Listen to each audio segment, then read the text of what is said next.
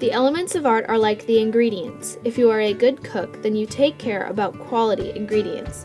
The same is true if you are a good artist. You care about the quality of elements that you choose to put in your artwork. The lines, shapes, forms, values, colors, textures, and spaces that are employed must all work to make sure your artwork is great. The elements must be used as quality ingredients in an artwork. Line is an identifiable path created by a point moving in space. It is one-dimensional and can vary in width, direction, and length. Lines often define the edges of a form. Lines can be horizontal, vertical, or diagonal, straight, curved, thick, or thin. They lead your eye around the composition and can communicate information through their character and direction. Stonehenge is a great example of vertical lines. Vertical lines often communicate a sense of height because they are perpendicular to the earth extending upwards toward the sky. In Ben Shah's piece, The Supermarket, you can see that line plays a huge role in his overall piece. It is almost entirely made up of lines. His use of horizontal, diagonal, and vertical lines are all used to depict the image of shopping carts. These lines are all very straight and thin, almost uniform-like. In this piece, The Peacock's Skirt by Aubrey Birdsley, the viewer sees a different use of lines. The lines are curvy and differentiate between thick and thin. The mood in this piece is far different than that of The Supermarket, because in this one we see soft, flowing lines that depict the skirt worn by the woman. Vincent van Gogh's View from the Wheatfields is a great example of line because it reveals countless different aspects of the line. It shows small lines, thin lines, thick, long, curved, and straight lines. Texture is the surface quality of artwork that we sense through touch. Texture gives a visual sense of how an object would feel in real life. Artists use other elements of art to depict texture. They tend to use line, color, and value to help a two-dimensional figure become more textured. The man's robe in Portrait of Agostino Pallavicini by Anthony van Dyck is painted to simulate silk. The smooth texture of the silk robe reflects light evenly, and therefore the viewer gets the sense that the feeling of the robe is silky. We can sense the texture of a crumpled piece of paper because of the many broken and abrupt value changes.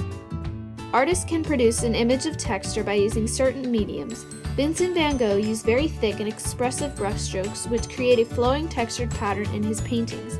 The brushstrokes add interest to the painting but also add energy. It is as if they give a glimpse into the artist's mind and the rapid movements of his thoughts and feelings. Artists can invent his or her own surface effects. Imaginative patterns of value and color can be used to create surfaces that have no precedent in the real world. These invented textures create areas of visual interest without the burden of association to actual objects. Space in a work of art refers to a feeling of depth or three dimensions. It can also refer to the artist's use of the area within the picture plane. In two-dimensional work, space is implied, overlapping objects, size comparison, the position of objects, and color. Cool colors tend to recede while warm colors tend to move toward the viewer. Detail also plays a role in the spacing of objects. Objects with clear, sharp edges and visible details seem closer to the viewer. Linear perspective is another way to emphasize space. It was developed during the Renaissance and is meant to create an illusion of space according to a fixed point of view. In this photo of Highway 66, you see that the lines appear to come to a point on the horizon and then ultimately vanish into space. The area around the primary objects in a work of art is known as negative space, while the space occupied by the primary objects is known as positive space. In this piece by Tan Yao Hung, he cleverly uses negative space to create some fascinating illustrations. The blackness surrounding the feather is negative space, while the feather itself is the positive space. Shape defines objects in space that are flat and can express length and width. They are generally a closed line. There are two types of shapes, organic and geometric. Organic shapes have natural, almost undefined edges. Geometric shapes are figures that have clear edges, things like rectangles, circles, and triangles. All shapes are two-dimensional. In this collage work by Henri Matisse, you notice the colored shapes interact with each other according to their size and color. Most of these shapes are geometric, though the negative space between the shapes creates some organic shapes. In this piece by Natik, you notice the countless forms of organic shapes within the painting, forming the face and hair. Colors all come from the three primaries, red, yellow, and blue, and then also black and white. They have three properties: hue, value, and intensity.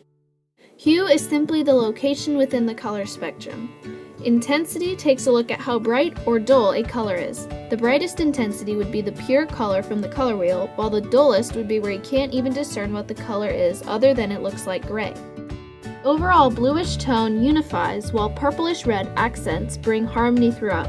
Repeating greens set the visual path and give rise to rhythm. Emphasis results from the highlights in the water contrasting with the surrounding blue and dark gray rocks. Value refers to relative lightness and darkness and is perceived in terms of varying levels of contrast. In a painting, value changes can be achieved by adding either black or white to the chosen color. Value is used to create a focal point within a painting or drawing. The human eye is immediately drawn to a light element against a dark element. This creates the focal point of interest. To create the illusion of depth, gradations of value are also used. Areas of light and dark give a three-dimensional illusion to form the subject matter. Here is an example of an artwork where all 7 elements of art are used. The principles of design are concepts used to organize or arrange the structural elements of art. Again, the way in which these principles are applied affects expressive content or the message of the work. Contrast is defined as a state of being strikingly different from something else, typically something in juxtaposition or close association. This image is a good example of contrast because the bright colored rainbow is sharply contrasted with the gray sky. Emphasis is a principle of art which occurs anytime an element of a piece is given dominance by the artist. In other words, the artist makes part of the work stand out in order to draw the viewer's eye there first. This painting is an example of emphasis because the artist placed bright lighting behind Washington's silhouette so the viewer's eye is pulled there upon looking at the painting. Balance is arranging elements so that no one part of a work overpowers or seems heavier than any other part. The 3 different kinds of balance are symmetrical, asymmetrical, and radial. Symmetrical balance is the most stable in a visual sense.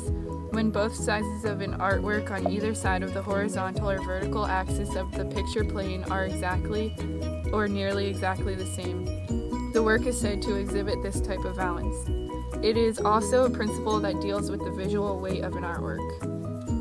Asymmetrical balance is also called informal balance and is more complex.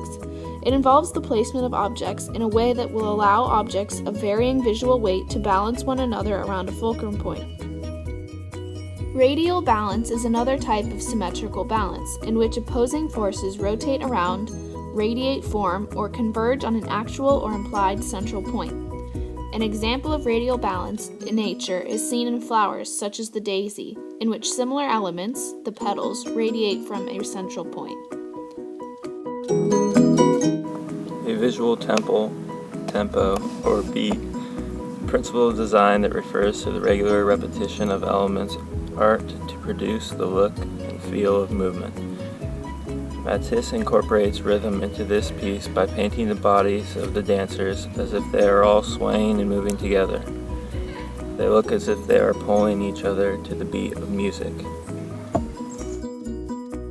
Pattern refers to the repetition or reoccurrence of a design element, exact or varied, which establishes a visual beat. Movement shows actions, or alternatively the path the viewer's eye follows throughout an artwork. Movement caused by using elements under rules of the principles in picture to give the feeling of motion and to guide the viewer's eye throughout the artwork. In movement, an art should flow because the artist has the ability to control the viewer's eye. The artists control what the viewers see and how they see it, like a path leading across the page to the item the artist wants the viewer's attention focused on. The principle of unity is perhaps the most important of the design principles, yet it is often the most difficult to understand. Unity is the fundamental principle of design and is supported by all the other principles. If a design is not unified, it cannot be considered successful. Unity creates an integrated image in which all the elements are working together to support the design as a whole. A unified design is greater than the sum of its parts. The design is seen as a whole first, before the individual elements are noticed. Unity can be compared to harmony, integrity, or wholeness. Unity is based on the Gestalt theory of visual perception, which states that the eye of the viewer seeks a Gestalt or unified whole. This means that the viewer is actually looking for a connection between the elements, for some sort of organization, for unity in the design.